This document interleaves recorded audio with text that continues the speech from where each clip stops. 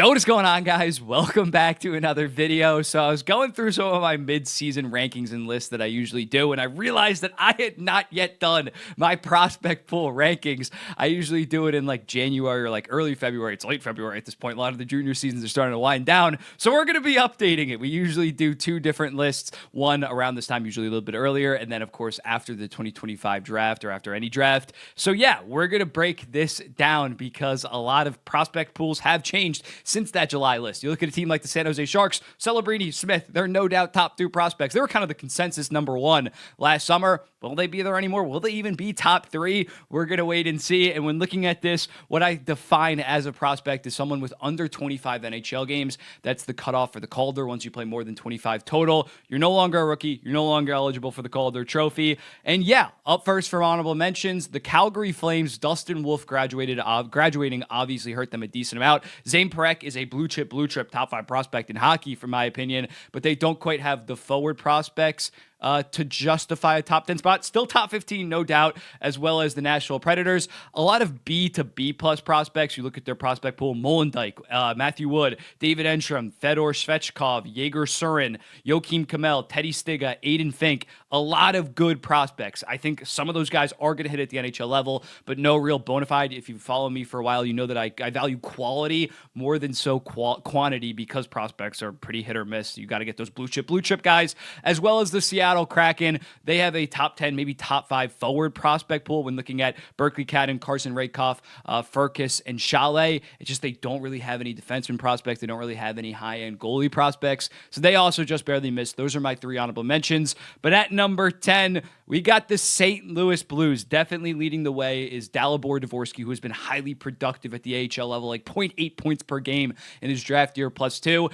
as well as Jimmy Snuggerud really coming alive this season at the University of Minnesota. You look at him last year or 2 seasons ago, monster with Logan Cooley and Matthew Knies, one of the best lines in college hockey history, point blank period. Last year did slow down a little bit, but he has really found this game and is going to definitely be in Hobey Baker discussions come the end of the season, or it's almost the end of the season already, but he's probably going to be Hobey Baker finalist because he's been that good. They also got defensemen Adam Juracek and Theo Lidstein that are progressing pretty well, as well as Otto Stenberg. He's been pretty productive in Sweden. I really liked watching him at World Juniors. The St. Louis Blues, very solid prospect pool. They check in at number 10. Number 9, the Columbus Blue Jackets. This really comes down to whether or not Caden Lindstrom is going to be fully healthy, because I think if he can be fully healthy, he's a top 5 prospect in hockey, but the injuries are very concerning. He's skating of late. He's in Columbus right now skating with the team at practice. It's been pretty encouraging. Hopefully he goes back to the WHL at some point. He's an absolute freak in terms of 6'3", 6'4", the way that he can move. So again, I could justify you having them 5th. I could justify you having them 11th or 12th if you're too scared of Caden Lindstrom's injury. But they also have Denton Mateychuk, who's been arguably the best offensive defenseman in the entire AHL this season.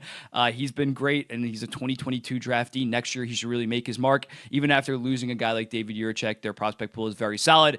They got the goaltender over in Russia, Sergei Ivanov, as well as Gavin Brindley and Jordan DeMay, both being very highly skilled, smaller forwards that I think can pan out at the next level. Next up, the Carolina Hurricanes at number 8. Nicky Shin looks like he's going to be a star. Not as impressive offensive numbers because Tony DeAngelo was playing with him for a while in SKA St. Petersburg. But yeah, Nicky Shin looks like he's going to be a stud basically immediately as he arrives. Scott Morrow is a really underrated guy, in my opinion. Played 3 seasons at UMass, had 31 points in 44 AHL games. Bradley Nadeau has been highly productive, 34 points in 39 AHL games. Artemanov, the guy that they got in the second round in the 2024 draft, has been killing it in his draft year +1, going at like 0.65 points per game over in Russia. And they also got Felix Unger-Sorum, as well as Dominic Dabinka. Number 7, Ryan Leonard and Cole Hudson lead the way for the Washington Capitals. One of the best 1-2 combos when it comes to prospect. Cole Hudson has just been massively rising after a monster season at Boston University.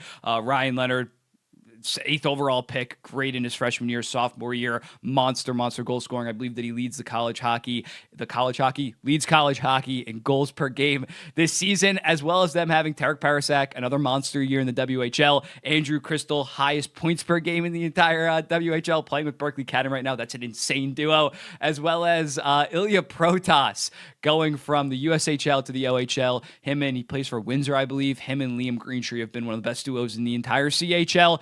He's great. So yeah, that top 5, damn impressive for Washington, a team that they've only had one top 10 pick of late, and that was Ryan Leonard. Hit that out of the park. They have a top 10 prospect pool, in my opinion. Number 6, the Utah Hockey Club. They got it covered across all positions. When looking at a guy like TJ Ginla, I think is going to be a solid 30 and 30, 35 and 35 level guy. Danil Boot has been highly productive in the KHL. Defensively, they still got Dmitry Simashev, looks like a lockdown defensive defenseman, physical guy. Maverick Lamoureux, another guy that's like 6'6" and has shown a bunch of flashes, as well as Michael Harbaugh in net. Great at World Juniors, has been great at the college level of late. They got it covered across each position and pretty much not blue chip guys, but high level guys across each position, and I value that a decent amount. So maybe not as high of a quantity as some other teams, but definitely have that quality to justify them being at number 6. Number 5, the Chicago Blackhawks. Now they're the definition of quantity. A lot of very, very good prospects. Artem Leshinov, although some people act like I hate him, I still think he's going to be a good top pair defenseman. Would have taken him 2nd overall, but still very good. Korchinski and Frank Nazar don't count in this. They've played over 25 games. I know that Korchinski's back at the AHL level, but I still like those guys. And Chicago would probably jump a couple spots if those guys counted, but we need to be consistent here. They still got Oliver Moore at the University of Minnesota. Sam Renzel has been very good this season. Looks like he can be a solid 2nd pair right-handed defenseman. Sasha Boiver at North Dakota has shown flashes. He's been one of the better forwards on North Dakota, as well as Nick Lardis having 50 goals in like 50 games this year. Historic season in the OHL in his draft year, +2. No real goalies of note. Adam Gajan, Drew Comesso don't really move me that much compared to some other goaltenders that we're going to go over. But Roman Kantsarov has been great this year in Russia. He has 30 points in 38 games, maybe the most underrated prospect in the entire NHL. So yeah, I think going from Utah to Chicago, it's definitely a tier up. I think that there is a clear top 5. I'm not trying to say Utah's on the same level as Chicago. The top 5 is pretty clear in my opinion. And at number 4, we got the Detroit Red Wings. Axel Sandin Palika, as well as their two-headed monster in goal with Augustine and Kosa, definitely lead the way. ASP has been just straight up been one of the best defensemen in the SHL this season. Augustine, another monster year at Michigan State. In the AHL, Kosa's taking care of business.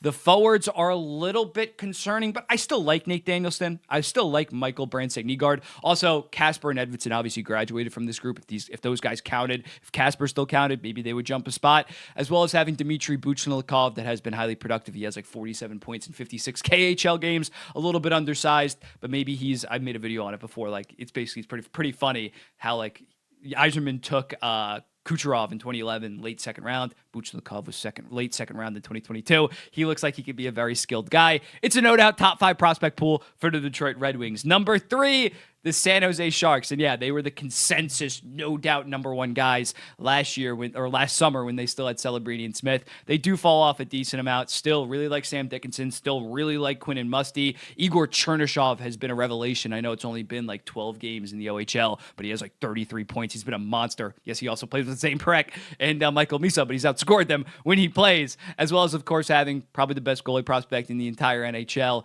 in Askarov. They also have guys like Luca Cagnoni that has been very productive at the AHL level. Colin Graff dominated college hockey, been very good in the AHL. They've been very solid. Philip Biestead as well. Shakir, I always botch that last name, but the Russian defenseman that they got from the New Jersey Devils. It's still a damn good prospect pool and might contend for number 1 if they land the 1st overall pick. But yeah, number 3 for the San Jose Sharks. Number 2, the Minnesota Wild. And again, Yurachek does not count in this. This might be the most balanced prospect pool when you look at their forwards. Yurov, Ogren, Height. That's about as good of the top 3 as you're going to find. Definitely a top 5, top 3 in terms of defensemen. Zeev Boyum's a no doubt top 5 defenseman prospect in the NHL. Some people have him as high as number 1. I don't personally, but he's still an absolute stud. As well as Wallstead, it's definitely been a concerning season this year, but I still think that he's proved enough before to definitely justify being a top 6, top 7 goalie prospect in the entire NHL. It's a monster prospect pool. They check in at number 2. And then at number 1, the Canadiens don't have as much quantity as prior Canadiens prospect pools, but I think you just look at who the no doubt best prospect in hockey is. It's clearly Ivan Demidov based on what he's doing as a 19-year-old in the KHL, putting up like 48 points in 56 games and not even like to start the season was barely even playing. That just outweighs a lot of things. And they still do have very good players. Again, Jacob Fowler, top 5, probably top 3 goalie prospect in the NHL. David Reinbacher, although has dealt with injuries, I still think is a top 15 defenseman prospect, top 10 defenseman prospect,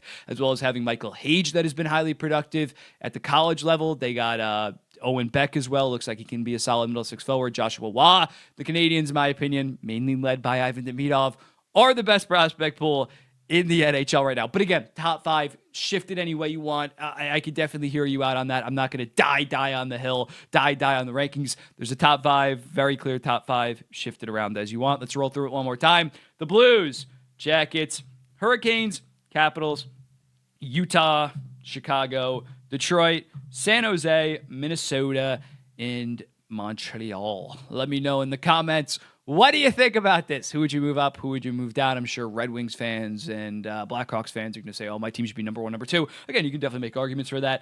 But yeah, let me know in the comments, what do you think? I'll be seeing you in the next one. Peace.